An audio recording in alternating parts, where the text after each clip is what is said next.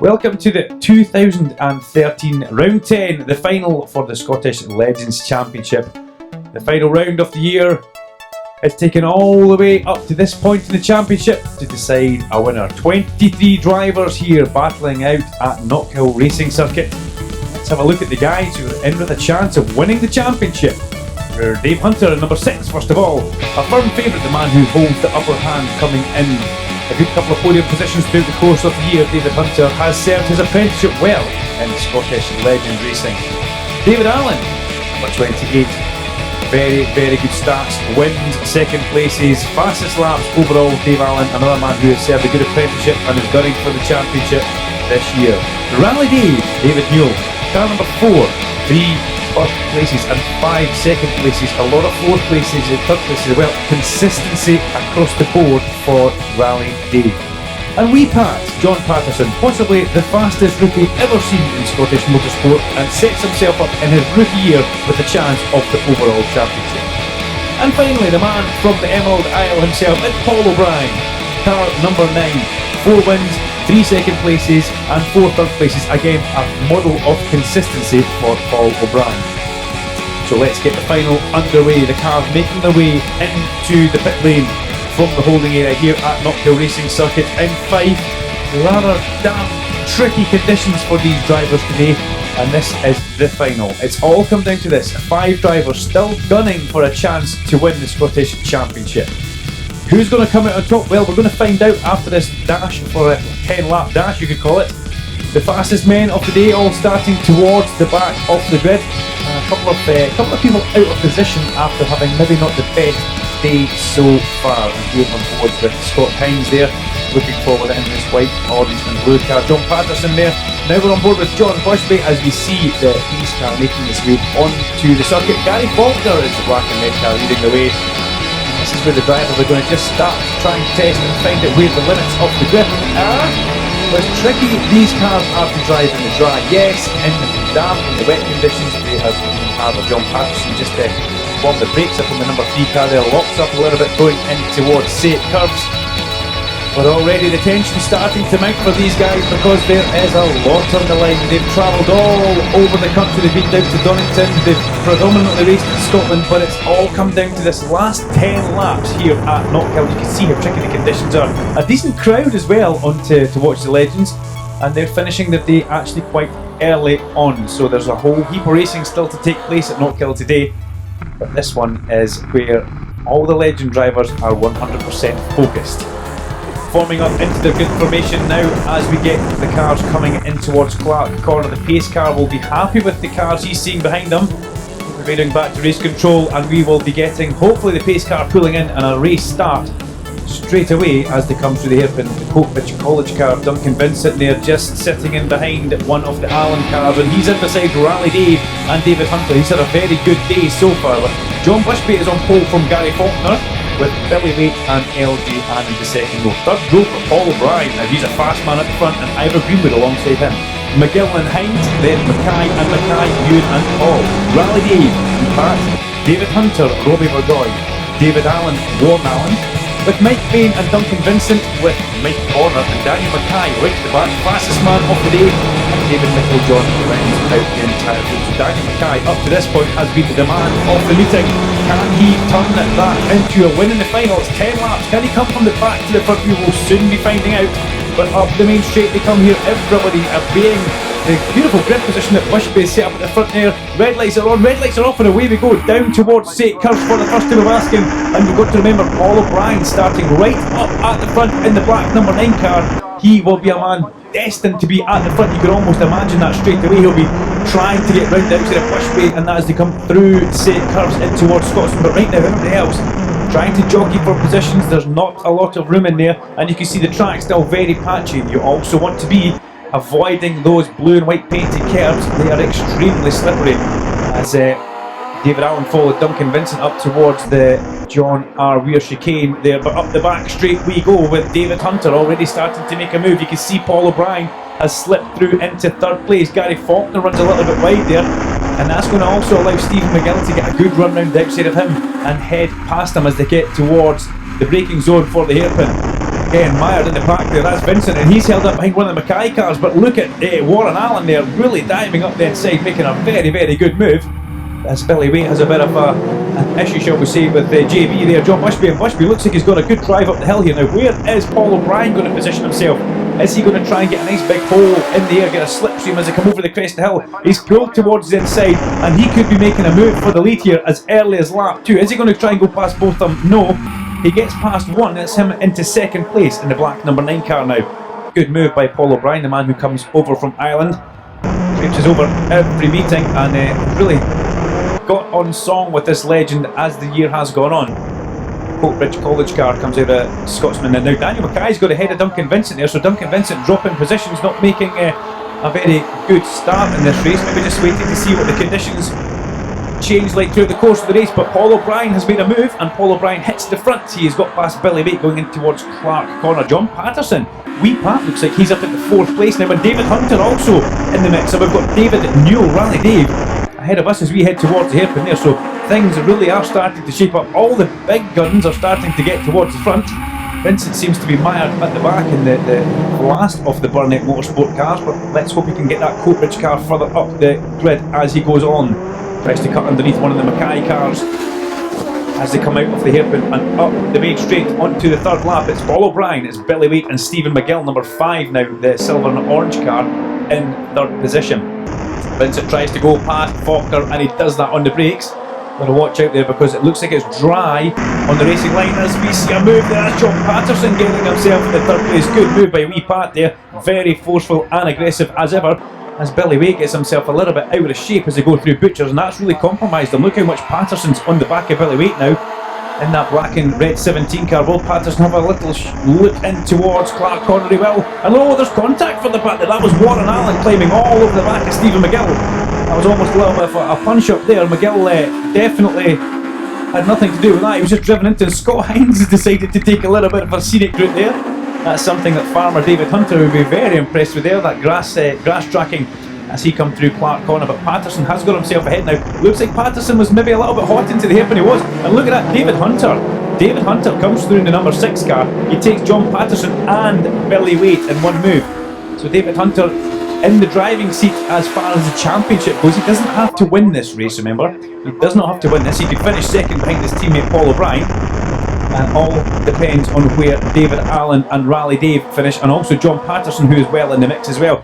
But we also saw a considerable amount of damage on Stephen McGill's car as he was going through Scotsman area there, the silver and orange car.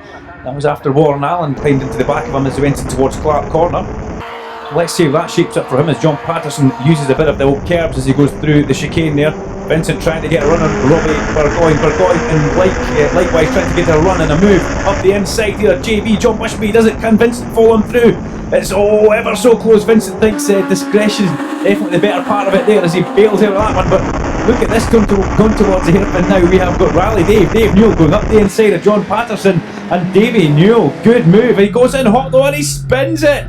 David Newell spins right across the nose of wee Pat, and that has blown his championship up now. Completely made a mess of that one. Unfortunately, the tricky conditions have just caught Rally Dave out, the man who possibly has the best car control in the whole of the Scottish Championship, just getting unsighted by the tricky conditions at the hairpin there. And as my co-commentator Dr. Robert Johnson would say, Rally Dave has just scored an own goal at the hairpin there, so it's basically now down to David Allen, David Hunter and John Patterson as Rally Dave makes no bones about it. Straight back up into the Robbie Burgoyne there at Scotsman Corner. But you have to say now, he needed to win more than anything, and he needed a little bit of bad luck to happen to this man, David Hunter. He's kept his nose clean for this race, and he's kept his nose clean for the entire championship, which is more than can be said for those guys coming through Clark Corner there. But David Hunter really has put a consistent year together. A couple of wins. He's been fast when he can be fast, and he's been smart when he can be smart. He's really used his head. And look at the guys getting out of shape on the brakes as they're coming towards the hairpin. That smoke, a lot of smoke there. I wonder if that's still coming from the back of Stephen McGill's car. There's a slow car in the distance at the hairpin, and is that Stephen McGill possibly retiring? Has the bodywork finally cut through the tyre? We will find out in a minute, I would imagine, as we stay with our leaders going through the top of Sate Curve there. Further back, Warren Allen, David Newell, Robbie Burgoyne and Duncan Vincent were all battling there, but yes, Stephen McGill makes his way in towards the pit lane, and that's a great shame for Stephen there.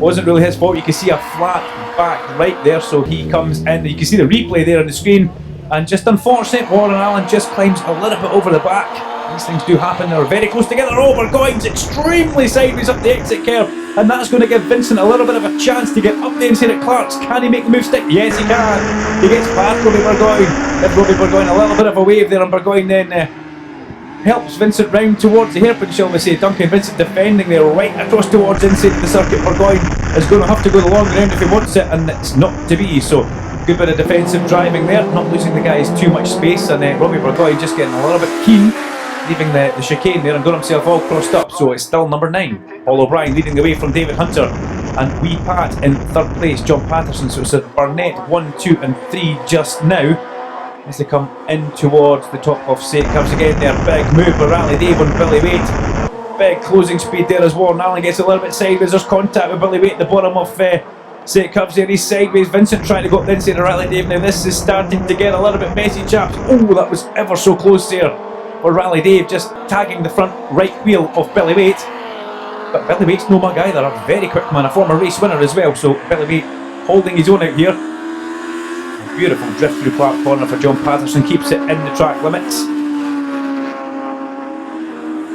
Oh, clutch of them head round towards the hairpin there. Vincent looking at trying to get past Billy Waite, but he's pulling out from the slipstream.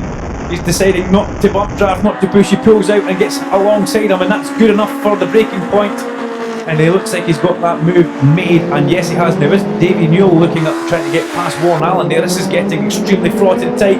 Oh, there's contact, look at that, that's Billy Waite getting cut up there and cut across the front. Robbie Burgoyne unfortunately hooks up. Robbie comes off the curb, you can see the replay, and just gets the side pod of Billy Waite. Billy Waite, completely innocent bystander in that one.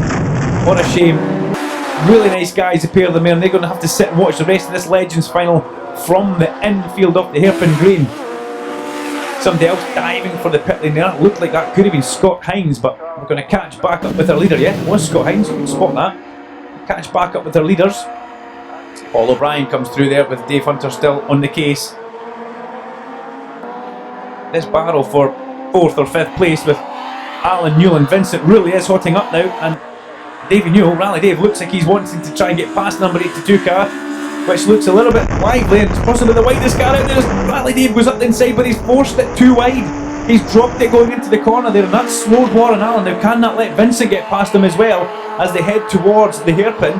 That's going to be extremely tight, and there we go. Vincent's looking up the inside of Allen now. They go into the brakes. Warren Allen was trying to defend, but it looks like it's not to be, as we pick back up with David Hunter, who pushes his teammate up over the crest of the hill.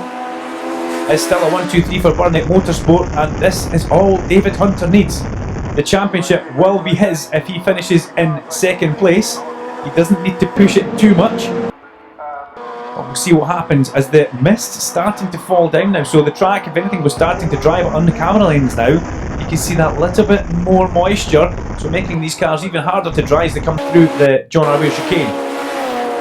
Lap 9 out of 10, both guys using the exit curve. Hunter getting a little bit more sideways, but seems to get a good drive there. He's looking up the inside.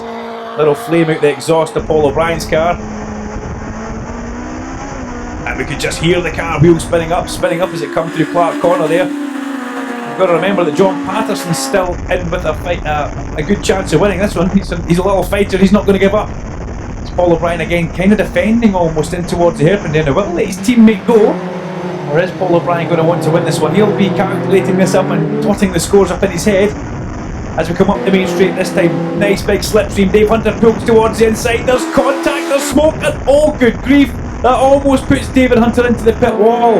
As the last lap board comes out, that's extremely costly, that move.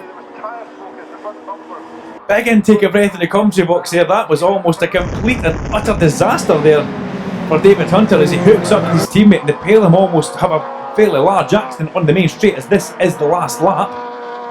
And that would be one way to sign off your championship, that's for sure. Through the chicane they come for the last time of asking. Just going to try and stroke it home now. Vincent trying to do a big brave last lap here and catch up with David Allen in front of him. And it looks like he's putting on a bit of a charge here. He really is trying as they come up towards Clark Corner. Meanwhile, out of Clark, here comes your champion-elect as David Hunter following in the footsteps of Paul O'Brien and John Patterson. Just drifting up the back a little bit now. Pat seems like he's maybe struggling for gears actually as he comes towards the hairpin now, and Vincent, as they go towards the hairpin, was starting to make some sort of move there. As we see the leaders coming to the hairpin, it's a big bold move from Vincent. He runs David Allen a little bit wide, he touches the gravel, and surely that's going to let David Allen take it towards the line. Paul O'Brien wins from David Hunter. Yes, David Allen is going to get 4th place, and ailing John Patterson gets 3rd, and Duncan Vincent comes home in 5th position. What a finale to the 2013 season there, as we see the guys all coming through for their slowdown lap, getting the applause from the marshals, which they rightly deserve, and the applause from the spectators in the stand here. John Patterson, well, he's definitely been the fastest rookie this year. He's set the place on fire, almost had a chance at winning the overall championship, but unfortunately it wasn't to be.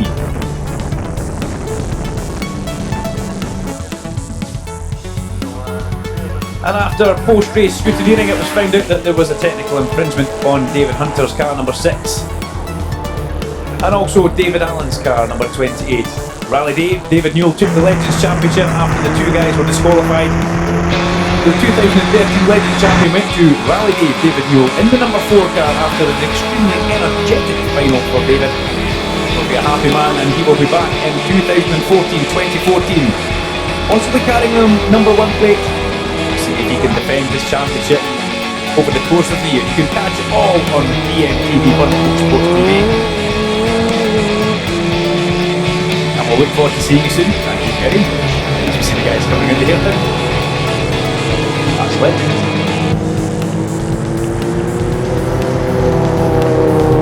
In that race, Paul O'Brien from me, Pat and Duncan Vincent are your top 3 after the disqualifications.